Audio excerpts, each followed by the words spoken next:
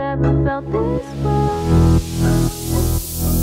Never thought happy endings was something I could believe. I'd leave love for my dreaming, 'cause I don't want my heart to bleed. So tell me, why is it when I would close my eyes, it's you I would see, it's you I would dream. I don't wanna be in a fantasy, so why won't you let me breathe? 'Cause I don't wanna feel this way, but you wanna hear me say that I can't stop thinking about you, that my heart stops beating when I'm with you. It's true, I never felt this way.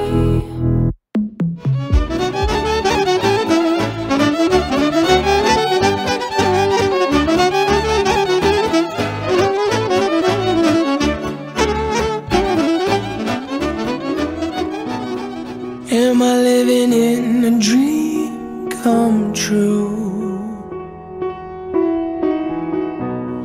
Arms around you dancing. Yeah, the world's a burning room. I don't see it when all I see is you.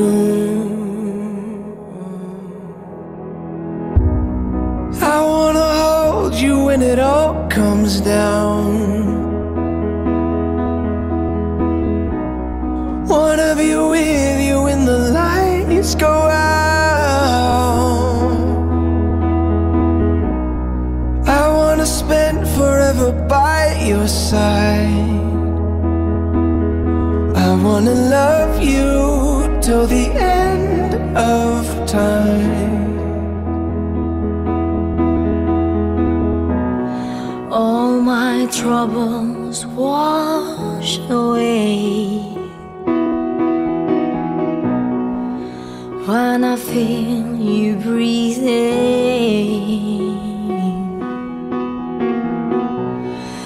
Everything in its right place.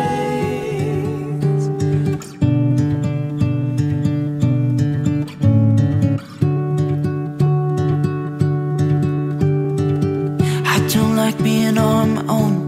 I could use someone to hold, and I've been trying to fill the void, but my bed is getting cold. 'Cause I don't have you, I don't have us, at least not anymore.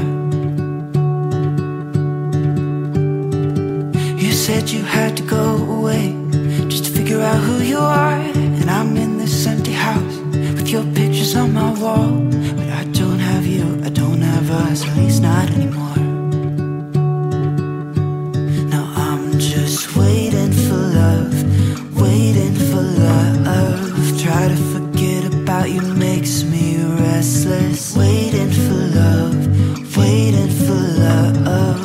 I don't know what else I can do, it's hopeless to be holding on to you. I guess we forgot about the way we could sit and talk all night. We just let the good times pass and got caught up in our fights. I say I don't mind, but that's a lie. I thought we'd work it out. I've tried to let you go. Memories, they tend to stay. Doesn't matter anyway, 'cause it won't be you and me.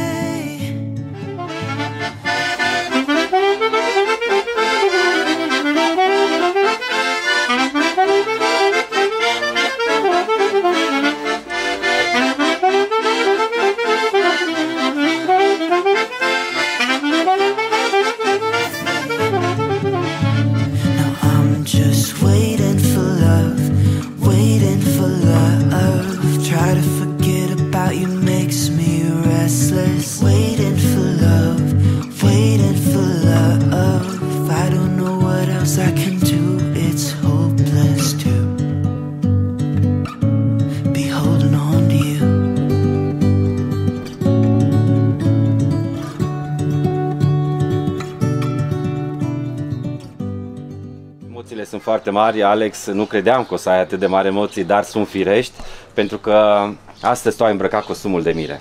Ce poate fi mai frumos decât să ai alături de tine familia?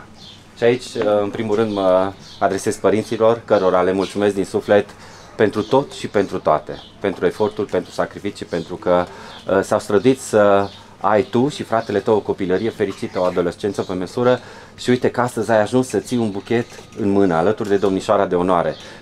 Primul buchet îl vei oferi nașei, cu o dragoste de mamă, iar cel de-al doilea, cel mai frumos buchet pe care l-ai pregătit Ioanei de până acum, îl vei da cu toată dragostea. Vreau să îi mulțumesc fratelui, uite că este cu gânduri pozitive. Cum ai zis tu, încă nu a gustat nimic, dar probabil că la sală va fi și mai energic. Și acum este, pentru că se bucură pentru tine. Vreau să spun că nu se schimbă nimic în familie, chiar dacă tu de astăzi o să pleci alături de Ioana pe drumul vieții. Dragostea de părinte este unică și este cea mai sinceră și cea mai pură. Nicio altă dragoste nu se compară. Ne dorim cu toții să cunoașteți și voi sentimentul de părinte. Cămăruța voastră, a ta și a fratelui tău în inima părinților va rămâne ocupat doar de voi. La fel și cum cămăruța din inima ta pentru părinți este una specială și nimeni nu va putea intra în aceea. Vreau să le mulțumesc încă o dată din suflet. Părinții v-au dat aripi. V-au dat aripi să plecați pe drumul vieții și cu siguranță vor fi alături de voi, la fel cum au fost până acum, sunt și astăzi și cu siguranță și de astăzi înainte. Vreau să vă mulțumesc tuturor pentru că sunteți prezenți astăzi alături de Alex. Sperăm cu toții la sfârșitul evenimentului să spune ne-am distrat foarte bine la nunta voastră. Cu siguranță așa va fi, pentru că v-ați străduit, ați încercat să faceți totul pentru ca nunta să nu fie perfectă, să fie un eveniment de care să ne aducem aminte cu mare drag în fiecare an. Știm ce dată suntem, nu? 20 august. 20 august. Ok. Să-ți aduci aminte cu mare drag de ziua aceasta și de momentele acestea care sunt momente unice. Încă o dată vă mulțumesc frumos pentru prezență și sperăm cu toții ca voi să aveți o căsnicie frumoasă, plină de fericire, de bucurie, de iubire, să aveți grijă unul de celălalt și să vă bucurați de viață unul lângă celălalt, fiecare clipă să fie la fel de încărcate de iubire și de dragoste, la fel cum este astăzi. Înainte de plecare să rostim o rugăciune în numele Tatălui și a Fiului și a Sfântului Duh. Amin. Tatăl nostru care ne ești în ceruri, sfințească-se numele Tău, vie împărăția Ta, facă-se voia Ta, precum în cer, așa și pe pământ. Pâinea noastră cea de toate zilele, dă-ne nouă astăzi și ne iartă nouă greșelile noastre, precum și noi iertăm greșiților noștri. Și nu duce pe noi în ispită, ci ne mântuiește de cel rău, că a Ta este împărăția și puterea și mărirea a Tatălui și a Fiului și a Sfântului Duh. Amin. Stau în loc și mă gândesc, din gură ce să vorbesc, să vorbesc să-mi steie bine, să asculte lumea la mine.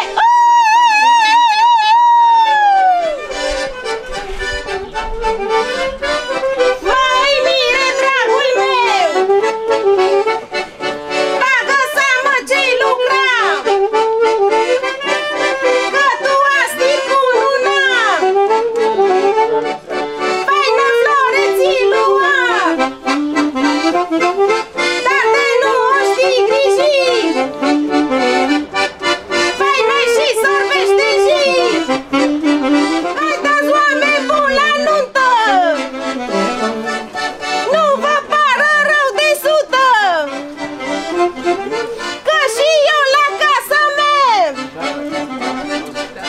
am ce mânca și ce bea, dar nu poți mândru juca dacă n-auzi ce te rap.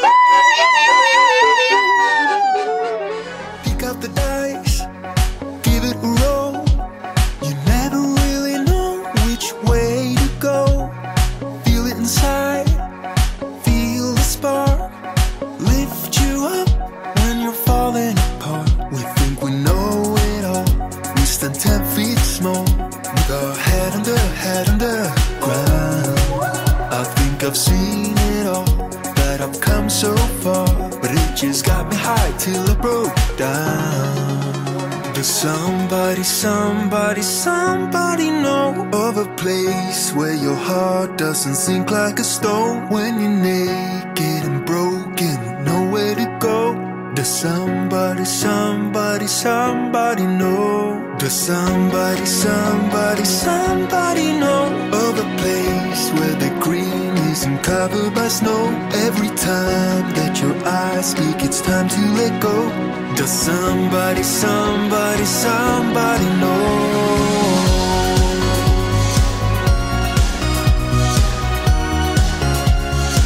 Bună dimineața! Bună dimineața! Bine v-am găsit! Does somebody know?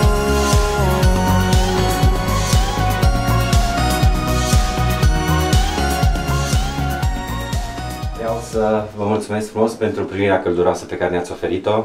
Este o zi importantă și pentru dumneavoastră, pentru că astăzi deveniți părinți spirituali cu adevărat, odată cu rostirea jurământului în fața Sfântului Altar. Nu știu, ați mai cununat sau n-ați mai cununat, nu este prima pereche. Văd că deja aveți o experiență de familie, Bunul Dumnezeu va și binecuvântat cu o fetiță. Rolul dumneavoastră nu este doar să stați alături de ei astăzi în fața Sfântului Altar, ci să vă asigurați că de astăzi înainte această căsnicie va dura până la sfârșit, cum îmi place mie să spun, până la mormânt. Nu doar la chefuri și la petreceri, ci și în momentele mai puțin plăcute. Sperăm să fie spre zero, însă, așa cum spuneam, rostiți un jurământ de credință alături de ei și le veți veghea căsătoria. De bineînțeles, căsătoria puișuri, coborâșuri, dar împreună cu nașii, pentru că ați ales cu sufletul și cu inima, cu siguranță această căsnicie va dura până la mormânt, cum îmi place mie să spun. Să nu uitați să aveți grijă de ei ca și de copilași, ca și de fetița voastră, pentru că de astăzi sunt copiii dumneavoastră, bineînțeles cu ghilimele de rigoare, și cu siguranță așa va fi. Încă o dată vă mulțumesc din suflet pentru că ați acceptat această invitație de a le fi alături astăzi și de astăzi înainte pe tot parcursul vieții. Să vă dea Dumnezeu multă sănătate, să botezați 1, 2, 3, 5 copii, nu contează ce va dea Dumnezeu. Pentru că acea familie fără copii este o familie, nu pot să zic pustie, sentimentul de părinte este foarte frumos și să-l cunoașteți și voi și la încă un băiețel sau o fetiță, că trebuie să se joace împreună, să nu uitați acum, sunteți tineri și cu siguranță, Alex, chiar dacă ești doar tu aici, să nu uitați după acest eveniment pe nașii voștri, să iubiți și să cinstiți ca și pe părinții voștri. Mulțumim încă o dată gazdelor și așa cum se cuvine înainte de plecare să rostim o rugăciune în numele Tatălui și a Fiului și a Sfântului Duh. Amin. Flavia, hai să te aud. Amândoi. Nu? Tatăl nostru care ești în ceruri, sfințească-se numele Tău, vie împărăția Ta, facă-se voia Ta, precum în cer, așa și pe pământ. Pâinea noastră, cea de toate zilele, dă-ne-o nouă astăzi și ne iartă nouă greșelile noastre, precum și noi iertăm greșiților noștri. Și nu ne duce pe noi în ispită, ci ne izbăvește de cel rău, că Ta este împărăția și puterea și mărirea a Tatălui și a Fiului și a Sfântului Duh. Amin. Și pot să spun trăiască mirele nașii, muntașii, mulți ani trăiască!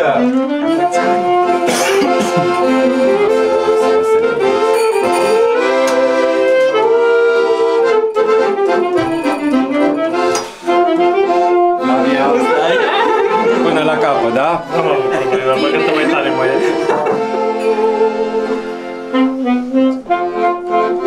Și acum o să mă rog așa parul aici, toată lumea, haideți un pic mai aproape. Și aici, la Andrei, vă uitați. Mai aproape. Așa, și hai să turnim o dată pe și pe Cosmin. Sănătate!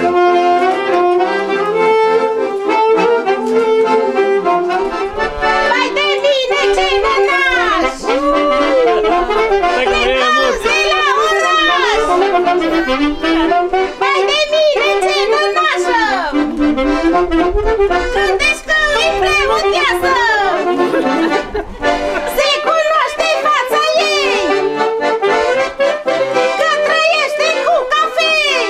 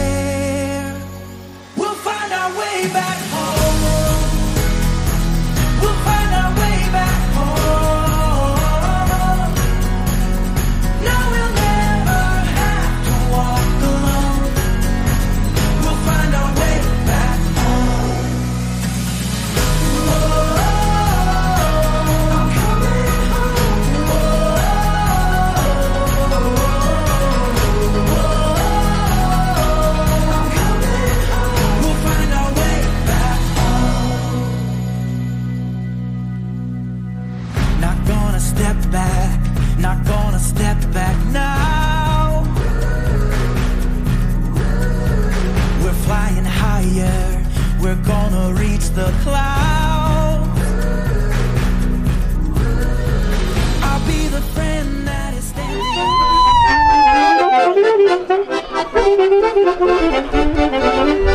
Stați în loc și vă uitați! În ce casă vă băgați? În casa din sus de drum! La fata de tată bun! În casa din sus de cale, la fata de casă mare! Lăsați-ne să intrăm! Că n-am venit ca să stăm! Că am venit la veselie! La oameni de omenie! La casa cu cafe groși! Unde oamenii frumoși! La casa cu geamuri multe, unde oamenii se crute!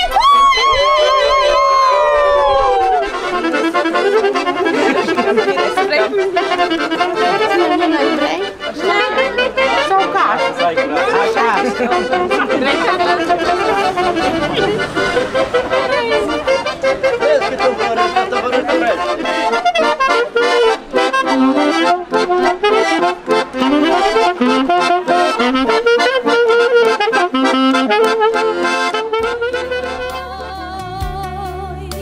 Ce-a fost, a fost, ce-o fi, o fi. Hai să trăim această zi. Ia-mă în brațe și hai, strânge-mă tare și stai. Suntem acum amândoi, cum ne-am dorit. Ia-mă în brațe și hai, nu-ți fie teamă să stai. Iubirea-i dulce și ține cu noi.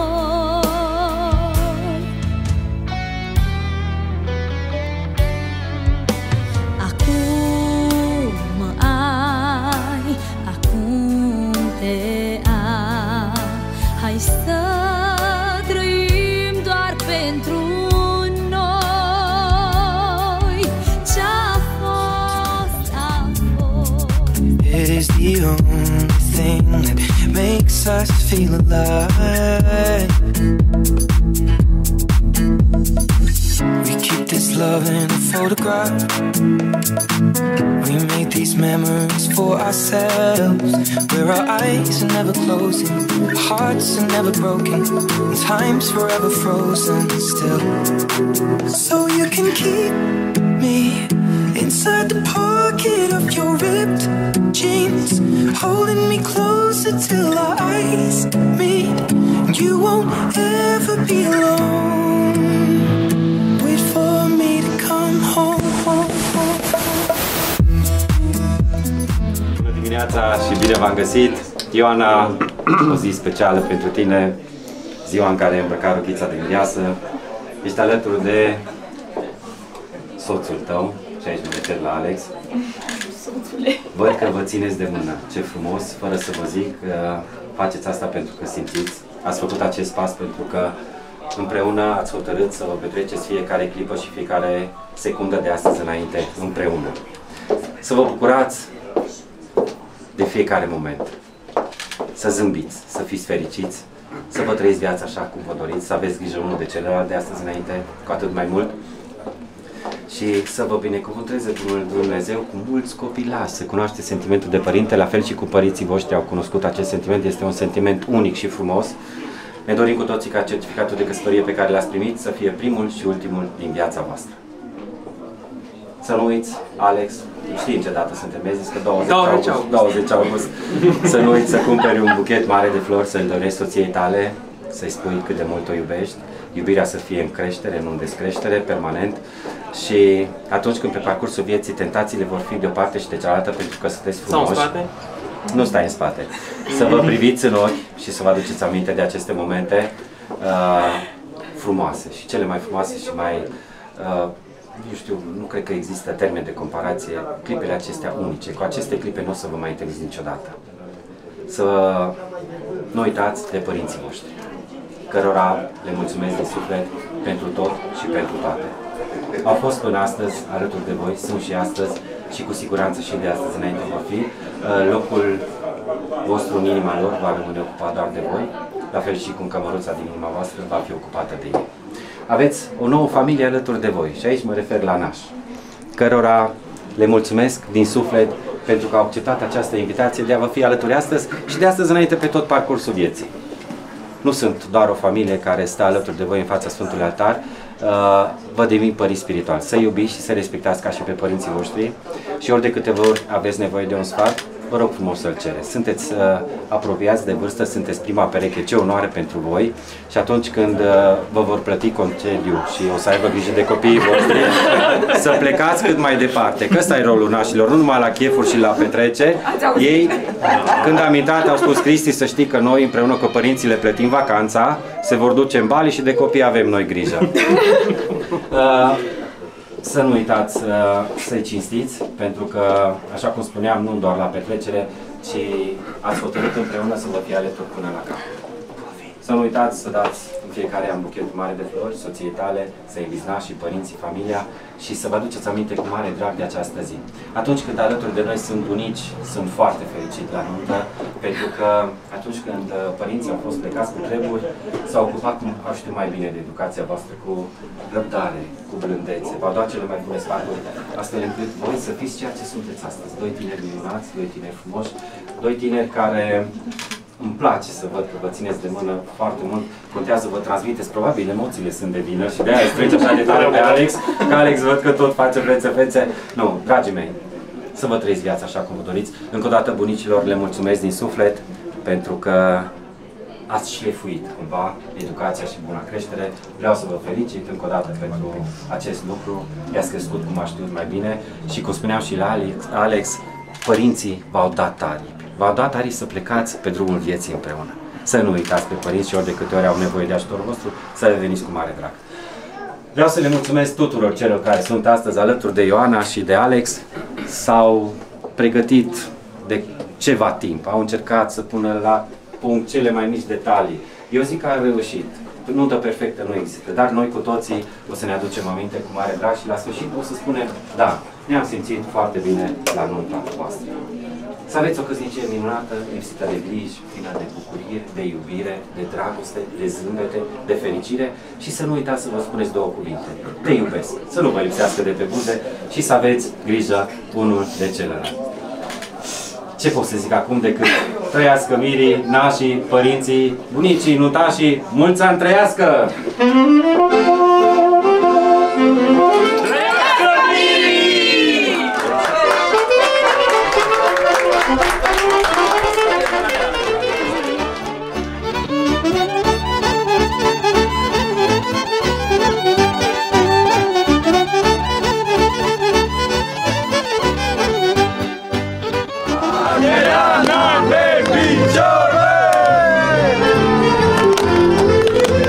Pe Valea Cârtimăceană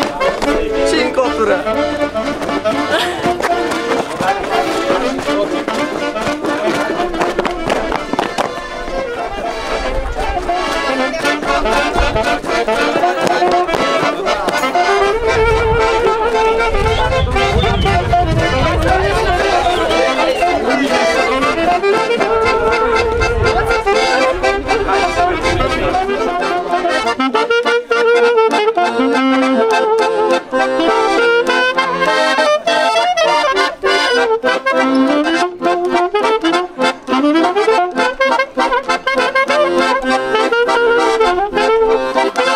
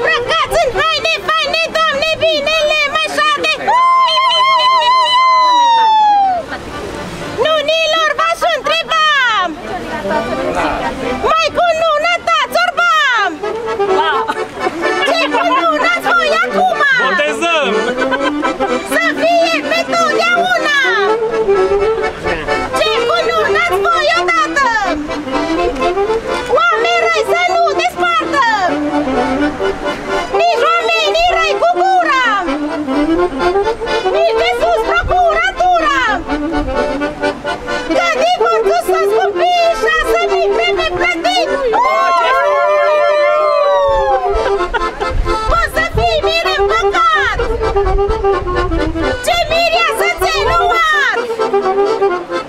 De frumoasă-i cum o vezi! De harnică-ți garantez! Este meniul zilei! Compățat-o mai că-sa! El odată știi să zică taci nevastă că ești mică!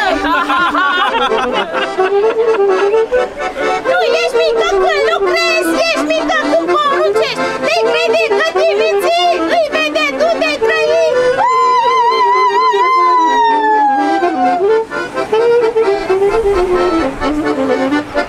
Tu, mireasă, draga mea!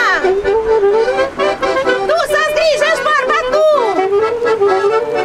Să nu te râdă satul! Tu să-ți-l poți cât mai bine! Ca să nu te râdă nimeni! Să nu uiți vecini! Să le spui săracicii! Dimineața ce prânzăști!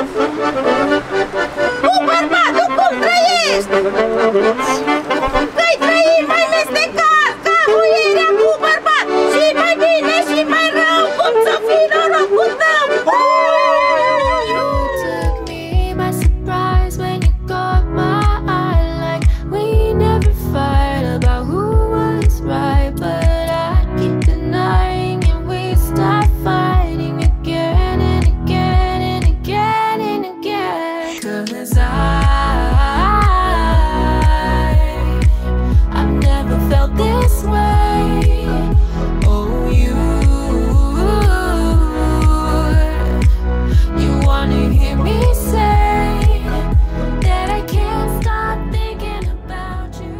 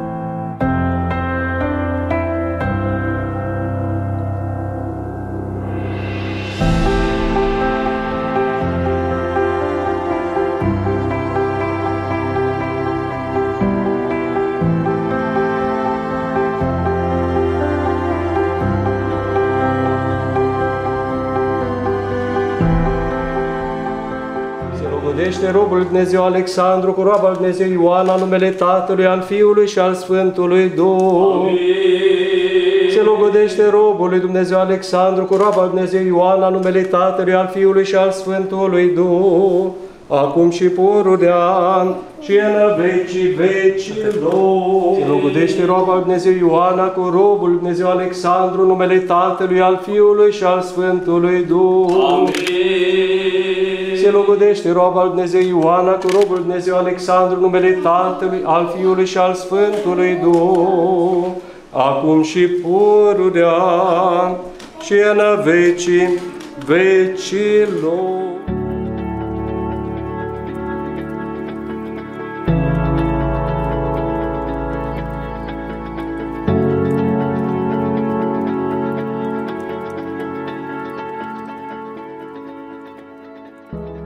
Care din țărân ai făcut pe om și din coasta lui ai făcut femeie și ai însoțit-o lui spre ajutor, pentru că așa a plăcut slavei tale, să nu fie omul singur pe pământ. Însuți, acum, stăpâne, întinde mâna ta din sfântul tău locaș și unește pe robul tău acesta, Alexandru, cu roaba ta, Ioana, pentru că de către tine se însoțește bărbatul cu femeia.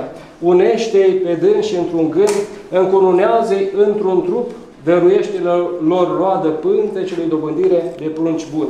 că a Ta este stăpânirea, a Ta este împărăția, puterea și slava, a Tatălui, a Fiului și a Sfântului Duh, acum și pururea și în vecii vecilor. Amin.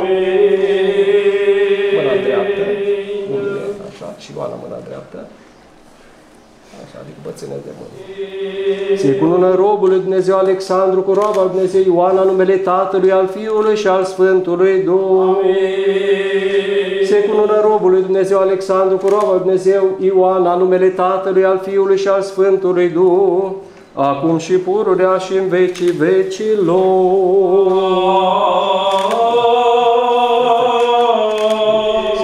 Roaba lui Dumnezeu Ioana cu robul lui Dumnezeu Alexandru, numele Tatălui, al Fiului și al Sfântului Duh. Amin.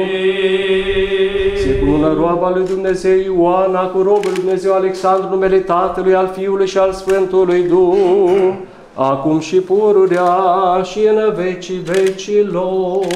Glorie și cu cinste cununează-i pe dășii. Doamne Dumnezeul nostru, cu mărire și cu cinăsten, cununează-i pe dănășii. Doamne Dumnezeul nostru, cu mărire și cu cinste, ne cununează-i pe dănășii.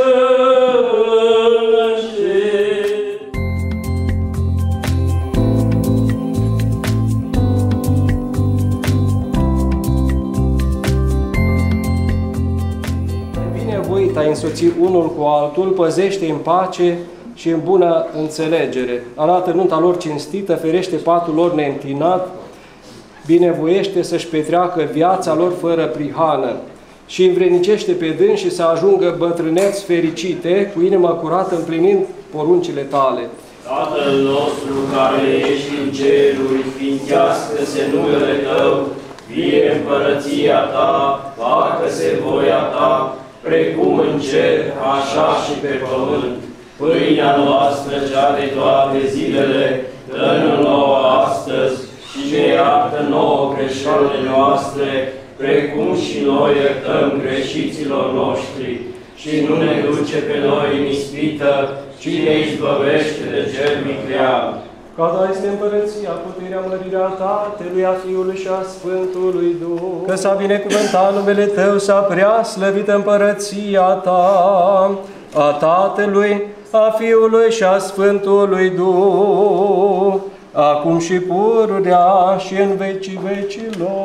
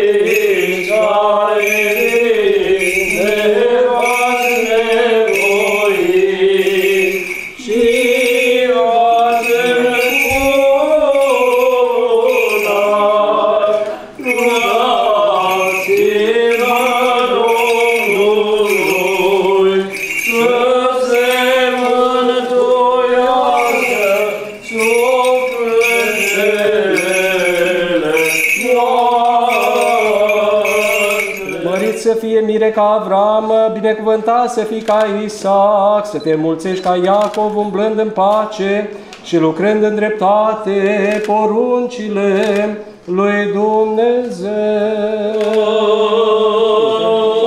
Crucea și Evanghelia și pe nași.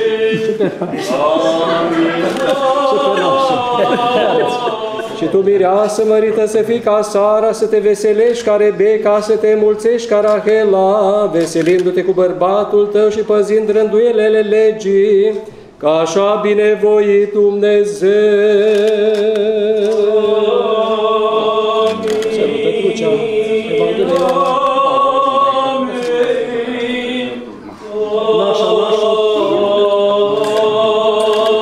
Că veți păzi legătura dragostei și a unirii între voi până la mormânt, curată, neîntreruptă, dreaptă și cinstită, și că nu vă veți abate de la datoriile voastre nici unul, nici altul, urmând ce este plăcut lui Dumnezeu și oamenilor. Domnului să ne rugăm! Doamne miluiește!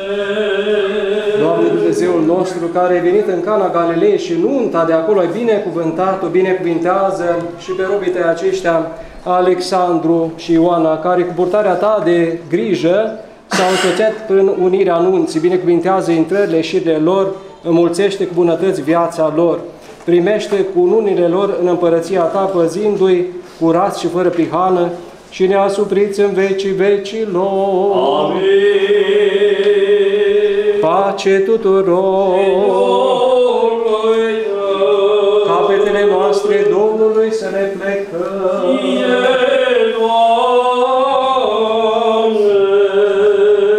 Tatăl, Fiul și Sfântul Duh, treimea cea întru tot sfântă și de o ființă și începătoare de viață, o Dumnezeire, o împărăție, să vă binecuvinteze pe voi și să vă dea vouă viață îndelungată, naștere de prunci buni, spor în viață și în credință, să vă umple pe voi de toate bunătățile cele pământești și să vă învrednicească și de desfătarea bunătăților celor făgăduite.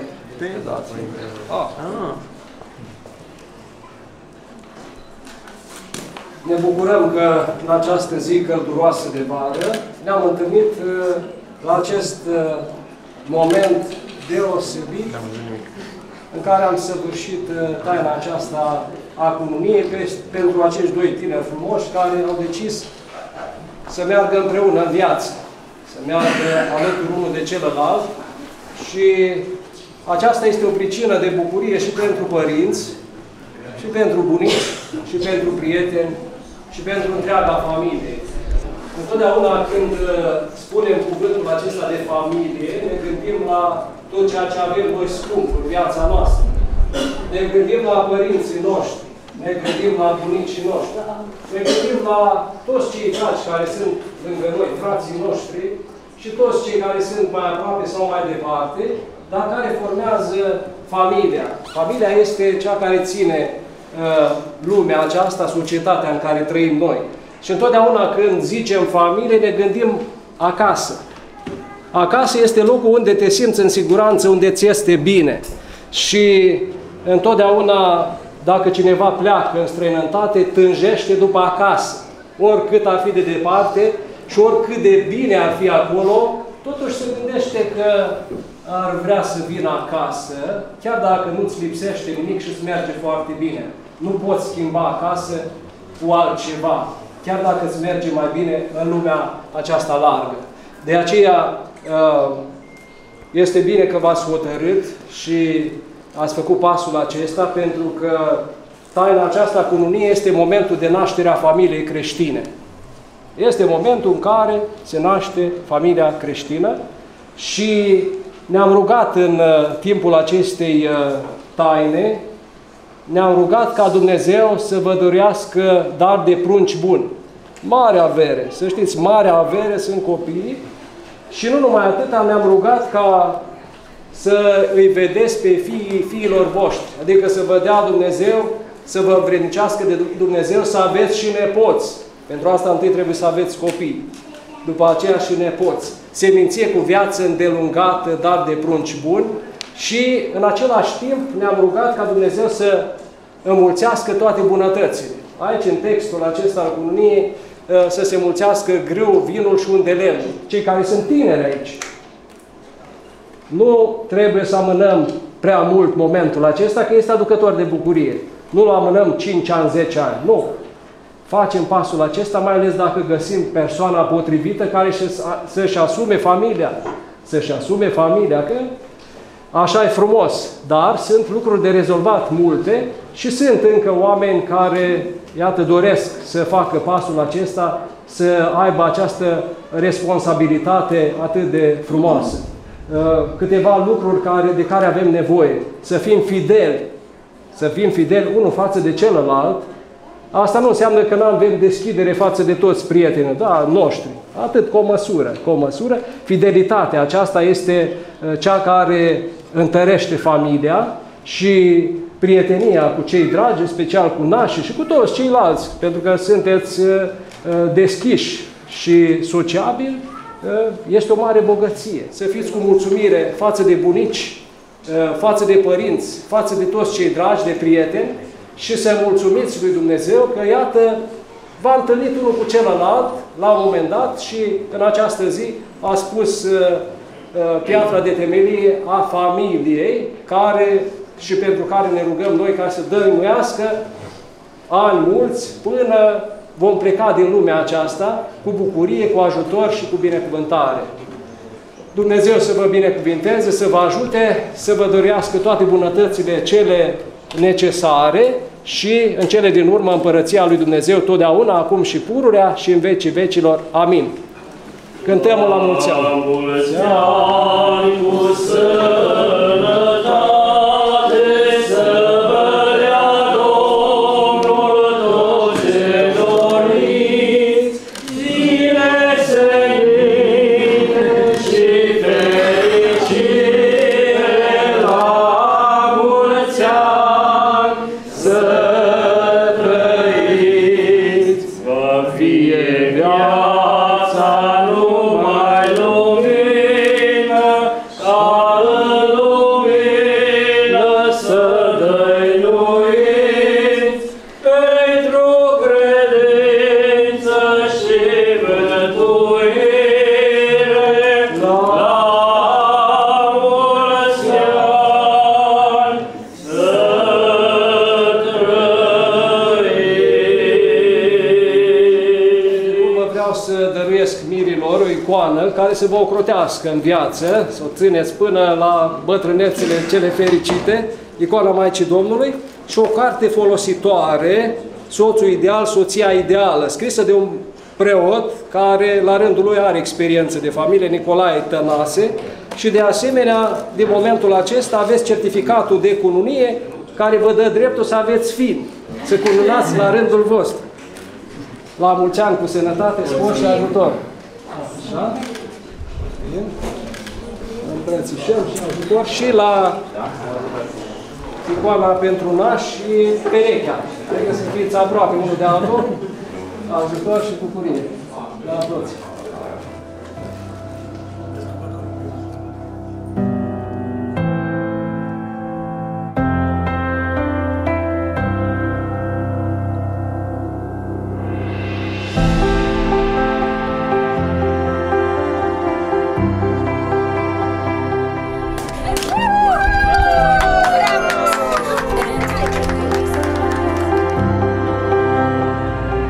You're my one in a million. Girl, with you by my side, is it more than a feeling for the rest of my life? You're my one in a million. Finilor, Alex și Ioana vă doresc casă de piatră. You're my one.